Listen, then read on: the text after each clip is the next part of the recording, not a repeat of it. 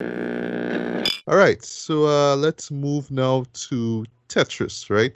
Sure. Ricardo, if you don't mind, I want you to do the synopsis for this, right? So pre-ramble time before we begin, right?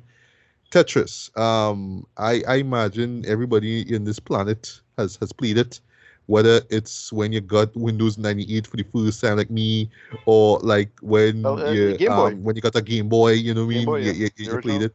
Or if you couldn't afford a Game Boy or a Game Boy mashup, and you was like, "Hey, mommy, daddy, give me some for Christmas. Give me a video game," and they give you one of them cheap knockoff games, and they used to call it brick games. You know what I mean? And used Right. to have like basically the same Tetris setup, but there was like what X amount of games in one. Yeah, I had one of those, and I only played for like what a couple of weeks. So I was like, hey, I want a Game Boy, shit, right, whatever.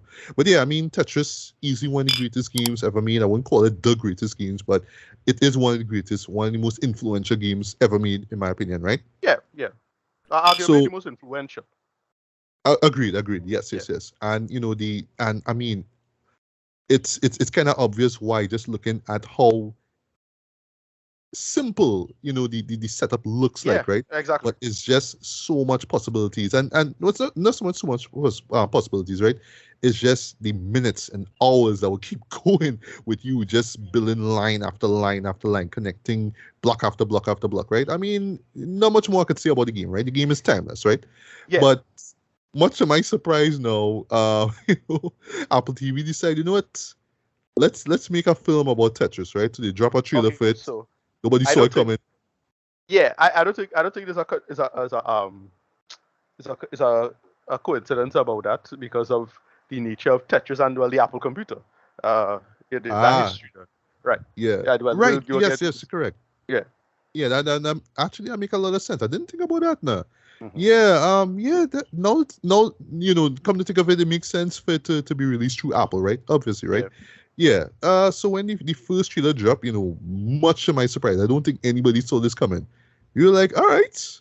And for Yeah. me now, because I don't know a lot about the behind the scenes and histories of famous games, right? Right. Yeah, I didn't know that, the history of Tetris involved, Well, so there's communism this and Soviet Union and, right. So stuff I like don't that. think right. So I don't think it based off of this, but there was this really great documentary a good few years back that covered the history of Tetris. So most of this like knowledge wise and new. Um, I didn't like learn anything from the movie, but yeah, that's what made that real popular. So that's why I was so surprised they made the movie like this. Okay. But yeah, so yeah, Yeah, and I, I and I forget. kind of go on. No, yeah, I forget either or no. G4 had a history of Tetris thing, but some other guy, I forget the guy on YouTube. I'll probably just send you the link or look it up. This dude had a great history of Tetris breakdown, and yeah, well, I learned something in connection to that because we'll probably talk about that because they get the perfect actor to play the person. That's all I'll say. Um, Okay. but that is where when that piece of information came, I was like, wait, is that person is connected to that person? Is that the same person who's that to that? And yeah, the person is connected to another person, and we will talk about that. All right. Well, well, But well. Please do. Yeah. right, sure. Well, that's just couple things, couple, right? So, yeah. I was really surprised by this, right? Because yeah, I knew nothing about the behind the scenes stuff, right? Yeah, So I was surprised that we were getting this, and I'll just say this off the way, get this out the way. Sorry. The social network esque kind right, of right, Cold exactly. War spy thriller kind of thing, but it's set in the late 80s. So you have that sort of, war games kind of vibe basically going on here, but it's centered around the game of Tetris, right? And yeah, it just made a lot of sense now, you know what I mean? But the film itself, we'll get to the film itself, right? But yeah, Ricardo, if you want to, you could just mention briefly about Tetris, what it means to you, and then you could jump into what the film is about. Yeah, sure. I am kind of a massive fan of the game in itself. It is in a sense of kind of well, I don't really go. The term perfect game is a kind of weird thing, but it is a sublime game. It just it's such a interesting product of the digital age. Like I don't see how anybody could create it outside of that because of the nature of the game. Because a line disappears, so you can't really work that out in terms of like a real like a car. It's not like a translation of a board game, right, or something like that, right? It's really a product of the digital age in a certain sense, and I'm not sure how it could ever be outside of that, or how anybody could visualize a game outside of that, and how you would you make it, right? Like I would love to see somebody create an analog version of Tetris. That'll be like brilliant. But yeah, I just really love the game. It's a game that, again, I kind of associated with influencing my style of thinking and just sorting stuff. Every time you're going, like, you want to, you open your closet and you want to, put stuff together. I think it's because of Tetris. My brain just allow myself to sort stuff really fast, or like a fridge or something like that. And then, the game itself is interesting to just, when you're playing with other people, how to think about it, the nature of the game when you're playing it at high speed. How it just actually, like, they talk about the guy saying how he's dream about the pieces. Yep, that actually happens when you get into Tetris. I remember being 15, and I forget what happened, but I forget. I think Diablo at the time, Diablo 1 or Diablo 2, no, Diablo 1, Diablo 1 mashup, couldn't play it. I had to wait for it to get the local CD-ROM library. Yeah, CD-ROM library, right? That didn't have it, so I had to wait. They say I'll get it in a week. And yeah, the only video game I had on my computer at the time was Tetris. And I kind of got really good at Tetris. So that was about it. Nice. But the history of it is really fascinating. When it slipped in my mind who the guy is who did the documentary. But they had this guy a good few years back who did this really great in-depth documentary on YouTube about it. And they just get into that back and forth. And yeah, we'll just kind of talk about it now. In 1988, a man called Hank Rogers. I keep calling him Hank in my head, but I know his name is Hank. That's played by Taron Egerton. He basically is just working for this company called Bulletproof Software, represented them. He's in CES, and he was hawking Go. He hawking Go. He played the game, and then this when he got first exposed to Tetris, because his the guild, I forget, let's call them guilds, the boot guild, basically. Boot guild was kind of bored with him. Was playing Tetris for a bit. She was playing Tetris, and then when he got it, he just immediately recognized the kind of the brilliance of the game, and that's the history. It started the ball rolling. He go by his bank buddy. I forget the actor was playing his bank guy. It slipped in my mind, but I know his face. But yeah, that guy. Oh, you mean the bank manager. That's Rick Yoon. He's from the first Fast and Furious. I was like, what you face? Like, oh yeah, you. He was in James Bond. He was in Die Another Day. He was the villain. Thank you. Right, that's what I was trying to remember. Yes. Okay. Right. Yeah. Okay. So that's him. Right. Yeah. So yeah, they're talking, and then he started giving him the backstory of how dread this is, and how the Japanese rights up in the air, and they could push through it. So my boy going straight to Nintendo. And that's when the ball start rolling, because that gets into the history of, everybody kind of recognized the brilliance of this game at the time. And I'm going to talk about the person who recognized it earlier as well, Robert Maxwell, who I thought they got perfect casted. The makeup was a little distracting, but they got what's his actor's name? Roger Allam. Roger Allam. Allam. First time I saw the face, I swear, all right. So what I thought at first. Well, I heard his voice. He looked kind of like Tom Hanks, with his makeup look elderly, and his face look a little big. Yeah, he have a little Tom Hanks look to him. Right, but when I heard the voice, I was like, oh yeah, is that villain from the Speed Racer movie, Roger Allam? And I was always make the joke. Okay. I was always make the joke live action Christopher Hitchens, right? I do think he does play an analog for Christopher Hitchens in a movie sometime a few years back. I never saw that movie. But anyway, when I heard the voice, I was like, Roger Allam, nice, perfect casting for Robert Maxwell. So speaking of that, you know who catch me by surprise, boy? Toby Jones, because I was thinking about the scene from Winter Soldier. Right. No, but Toby Jones plays another infamous figure. All I'll say, Toby Jones, the guy is not like he's not short or anything like that. The guy is like just a gross, look, the guy doesn't look like live action Jabba the Hutt, to be honest, right? Wow. He kind of gross. Like, look up a picture of who Toby Jones is playing. But I just want to get this out of the way, because it have to come up. So Robert Maxwell, who is the dad of someone named Ghislaine Maxwell. Anyone knows who that is? No. Right. So Ghislaine Maxwell, she got, I forget what happened to her exactly, but she got some time in prison, or she got guilty for Epstein shenanigans. She's Epstein right-hand woman for all of the weird sex crime shit that was going down. Oh, wow. Okay. That's her dad. And wow. So when I remember, when the Robert Maxwell name came out, wait, is who Maxwell that relates to anybody? And he's like, no, it's Ghislaine Maxwell's dad. Like, oh shit, she's actually, I don't know, she came from that much wealth now, apparently. But we saw the fate of him, and most of that is accurate. But yeah, so it's all of these power players in the West, and because a lot of people kind of smelling that the Soviet Union kind of starting to crumble. It's about a year away from all of that. People, yeah, the claws and the talents are coming out for just getting into these new open markets effectively, including Soviet Union higher ups themselves, right? Because we get to see, I think Gorbachev makes an appearance in this. But basically, the Yeah. potential of Tetris itself, this product that was made, a few years prior, by this, lowly no-name programmer who working with some shit computer, and I forget he was using ASCII font or whatever it is to make the blocks, and basically you just get his stuff together to buy the product. But the problem is that the power players and who is a lot of business shenanigans and making sure X, Y, and Z don't get the rights to this and this, that, to the other. And yeah, it's pretty much a social network-esque type thing. It's more business chicanery and a personal stakes game, and the little guy against the big guy. And then now all of that was going good until you started getting to the creator of Tetris' life and how dark and disturbing it could have potentially gone, Yeah. and how rough it is. And that's when it got genuinely like humanistic and great in terms of like, well, yeah, he made friends with the guy, and they went drinking, and there was a whole thing with that. Their friendship itself is what really was the core of this as a film. Yeah, so that's the conceit of it. I kind of love this. I thought this was excellent. All Edgerton, right. yeah, Edgerton is excellent. He really, really held it. I Mm-hmm. thought Mm-hmm. just pull things together. It's shot really well. There's only one thing that bothers me. I get why they did it, but it bothers me. Where they did all the too Or much digital, the sprite, the the sprites, thing. right?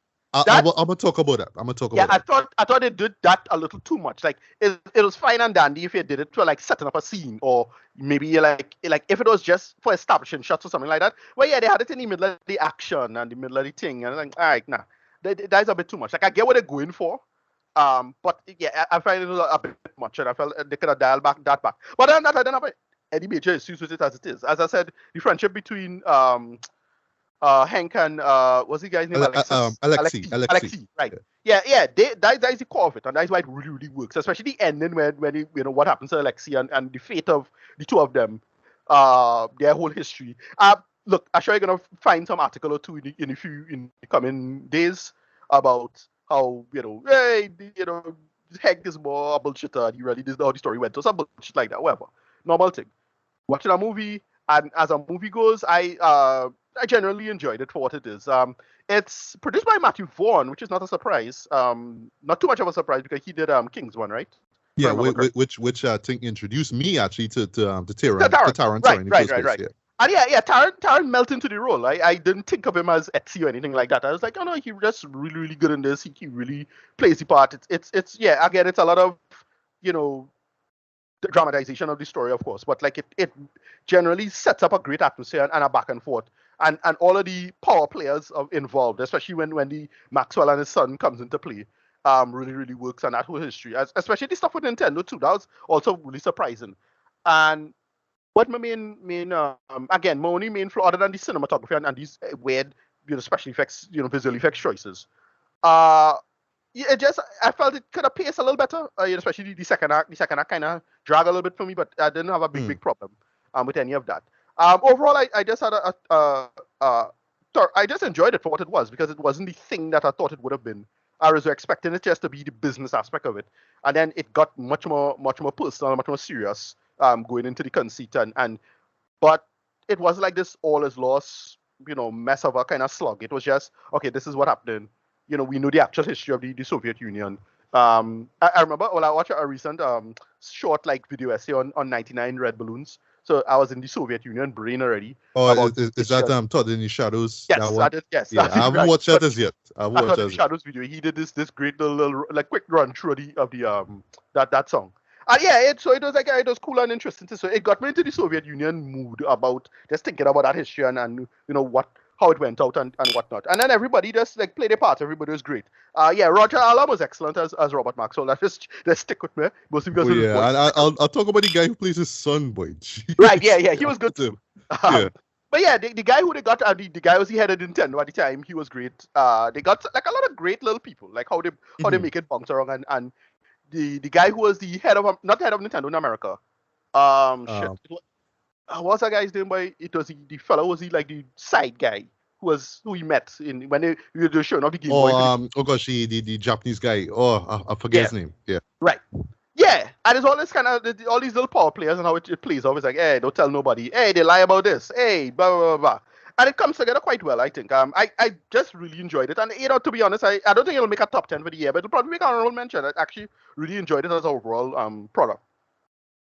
That's Yeah. All right. Well, for me, I really enjoyed this as well too. Like, I wasn't sure what I was gonna expect from it though, but I enjoyed it. One thing that did have me a little uneasy at first though was the sort of shift in tune. What I mean is, like, at first it's like, right. all right, oh my God, like, wow, this game is so amazing, and I'm just trying to get the rights and all this kind of stuff. Mhm. But like the moment when they hit the Soviet Union, now that's Yeah, when yeah. the tone shifts, and then you realize, wow, this is how real this is, right? Yeah, Where yeah. It's like, you literally understand why the Soviet Union don't want anybody to get a hold of that game, right? Especially the States, right? You really get that sense. You really get that understanding there, right? So I would imagine for some people going in, they may not like the second half of the film, but I think it's the second half that really makes it work now. You know what I mean? Because at first it's like, all right, it's the opportunistic character. You know what I mean? And after I'll talk about Taron in a bit, right? But it's just like, oh my God, this game is gonna like change everything, right? But I love that it wasn't just this love letter to the amazing, or just how incredible and amazing Tetris is the reality behind it. The reality that somebody could make this game and could have made a living from it, right? But because of where he's from, it's like, no, you can't do that. But we're gonna take your creation now, and we're gonna keep it for ourselves. And that's really unfair, you know what I mean? So for somebody like me who had no idea all this happened, though, it was truly an eye opener, right? Now, of course, I know it's based on a true story, right? But for the most part, I was locked in. I was on board with everything that was going on. I will say there's a few moments where, yes, you're right, the story does drag. There's some business deals on top of business deals on top of business deals that could get all convoluted. But I mean, I just went to like, all right, this is what happened, or I could understand the intensity of those moments. So okay. I think they were just trying to sell the 80s-ness of it. Like, just, right. Like Wall Street greed is good kind of thing. Right. And I think that was just the point of a lot of stuff. Because it was, okay, so another thing too, this is not a big complaint, but I felt they could have punched up the humor a little bit. But again, it's supposed to be the reality of it. So here's the thing with that, right? So you mentioned based on a true story. We need a kind of scale factor for that for films, right, from now on. Like, somebody suggested this on Twitter where, you should have a, like, if somebody say based on a true story, you should have a rating system. And how true it is, you should get like a number. Rating A for 85 to 100%, B for lower, and C for lower, and what. There's a little scale. And like if I see rating A, and they tell me 85 to 100%, then I know, all right, it's supposed to be the reality of it. And therefore, I have to accept a certain degree of reality. And if you do something by blah, blah, blah, blah, blah standards, it'll have I'll make a better judgment. So I don't have to do a sort of research to make sense of this, right? But like, let's say you have a rating of C and you do a sort of weird shit, then I could accept that because it's not meant to be doing that. Like, I'll give an example that would be like Winning Time. Winning Time, from a factual standpoint, historical standpoint, bunch of bullshit. Right. Ton of bullshit. But if you understand that, it's actually really fun and well done. But if you don't understand that, then it's too incongruent for you, And guys, they should start doing these things from now on, whatever. But I just a quick aside, because in the back of my head, I was thinking, right, this scene they could have punched up this scene a little more, but again, it's supposed to be realistic, so no, they kind of limited by that, yes or no. I'm not sure. It's just the wiggle room for the entertainment now. Because I just felt somebody like humor and the jokes was falling flat at parts. This is the second act, as you see, right? It's just okay, if they had better jokes or better like dialogue, it could have been better. Again, if it wasn't for Robert Allam hamming up the place, I wouldn't have liked it as much. But that was about it. So, there's a quick aside. It kind of in the back of my head kind of bothering me about like how you're supposed to structure these kind of things. Anyway, whatever. Yeah, and a couple things that was kind of bothering me a little bit, right? Yes, you have a talented cast and crew and whatnot, right?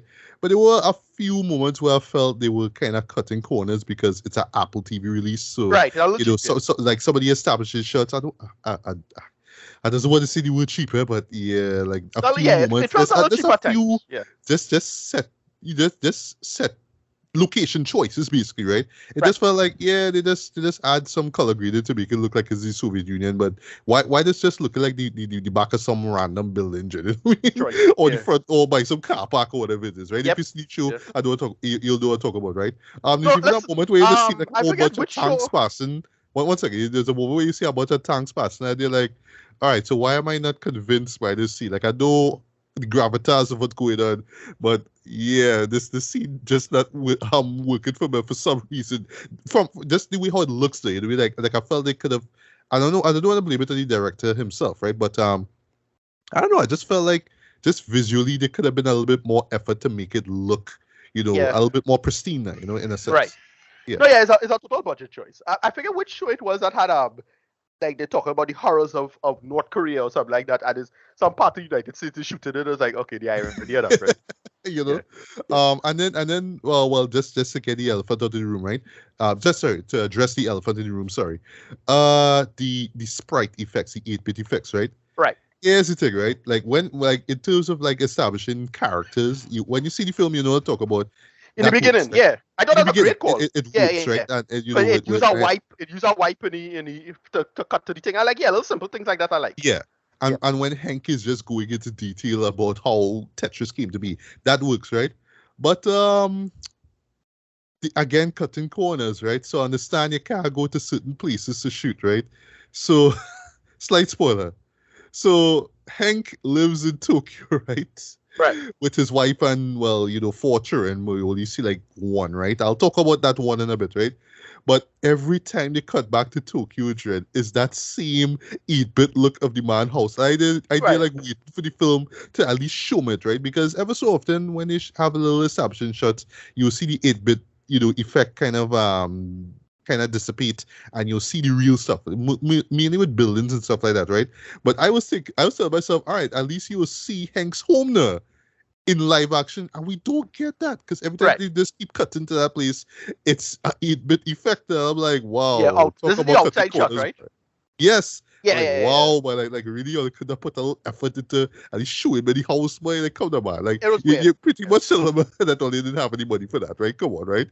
Um, and last nitpick, and I understand this is kind of a trope when it comes to biopics, right? Like when they have to zero in on the family life of a particular person, and oh, it's hard, and oh, you're not around, and you're not at home anymore because you're doing this. You don't spend time with me, right? So they had this thing with Hank's daughter, and like I really wanted to feel it though, but it was just so cliche. You're not spending time with your daughter, blah blah blah blah, right? And but again, I get why it's there, but not in a film like this. Not in a film Right. like this, right? That being said, though, I was impressed by everything else, right? From Yep. from Taron's acting, yeah, he kills it. I think. The other side characters, who else? Were but yeah, you're right. Roger Allen was great as Right. Robert Maxwell. His son though, played by Anthony Boyle, was a ass. Sorry, he was an Yeah. asshole boy. He's Yeah. like, oh, Terrible. we call me Mr. Maxwell, right? He just Yeah. kept Yeah. doing that way. But yeah, he was a total douchebag, but I like how he committed. The Russian people were intimidating as well, but I like that Right. not every one of them were dark, were evil and whatnot. So that works, right? Who catch me though was the character of Sasha. That's the interpreter. That's Right. all Yeah. I'll The say. girl you met in Yeah, Russia. Yeah. yeah. Yeah. Yeah. She catch me by surprise. She catch me by surprise, right? But the real surprise for me was the guy who plays Alexido. Like Yeah. He's just great. the depth and emotion that they gave to him. Though you really do feel sorry for the guy, because yeah, you have this passion. You create something that bring joy to people's lives or whatnot. And yet you have a government that tell you, no, we keeping this for ourselves because we want to control everything, right? And I like that they don't paint the Soviet Union as just one-dimensional evil. You kind of understand, it's the communism versus capitalism debate now. You know what I mean? You Right. kind of understand why they will hold on to it with their life, right? And yeah, how far they will go to ensure that nobody gets it, right? But you also understand why these other businessmen want a hold of that as well, too, right? And that's where you get into the whole, this company wanted it for PC. This other company wanted it for compute. Sorry, Yeah. for Only little arcade. separate. All Like. these things now. Yeah, and just these Yeah. back and forths though, like it might feel dull for some people, but I was liking that because like yeah, it makes sense. Something as revolutionary as this game here, Yeah. yeah, I want a cut of that now. As one of those things like somebody like me wouldn't think about, yeah, so that's why it's available on Nintendo and why it's available on Sega. Like you wouldn't think about Yeah. the consoles there. You think about the consoles, right? But you're not thinking about the branding behind it. You just think, oh, it's just this one game that's owned by this one company, and they decide, okay, it's available here. But Right. for me, I didn't know. Oh, it's the other way around. It's these brands who want my game, right? I didn't know it was that crazy like that. But it makes sense given the time as well, right? Um, the music was well done. I must say though, it's done by Lon Balfe though, and I'll talk about him Okay. with D&D review. Yeah. He came Right. through it with a really Right. solid 80s throwback, electro music, musical score for this. And I also found this out after the fact. He actually took like the Tetris theme and sort of reworked it into like this electro Yeah. song Yeah. I as was well, hearing like it. some Yeah. of it. I was like, all right, I that didn't real know who it cool. was. They're all cool. Yeah. Yeah. And overall, while it does have that tonal shift, you know what I mean, especially with, the main character going into the Soviet Union, it's fairly a fun film, you know what I mean? Like you get the gist of how incredible this story is, and you're just on this ride. You just want to see how this story plays out, man. I must say I was thoroughly enjoyed by this, man, right? Even with the questionable moments with the 8-bit stuff. And last thing I'll close with this, right? Um there's a intense scene as I was saying in the third act where they incorporate the 8-bit stuff.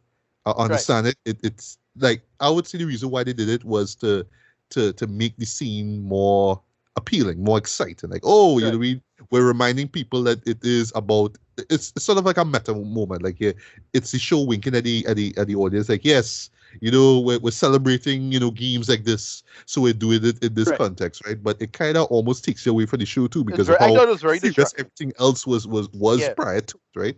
So it's like, all Yeah. right, I didn't like it. Yeah. You're right. yeah, Didn't work for me. yeah. Even with the song of choice, like I understand the song of choice, it makes sense. That could stay, right? But it's just those 8-bit moments there. It's just like, yeah, why, right?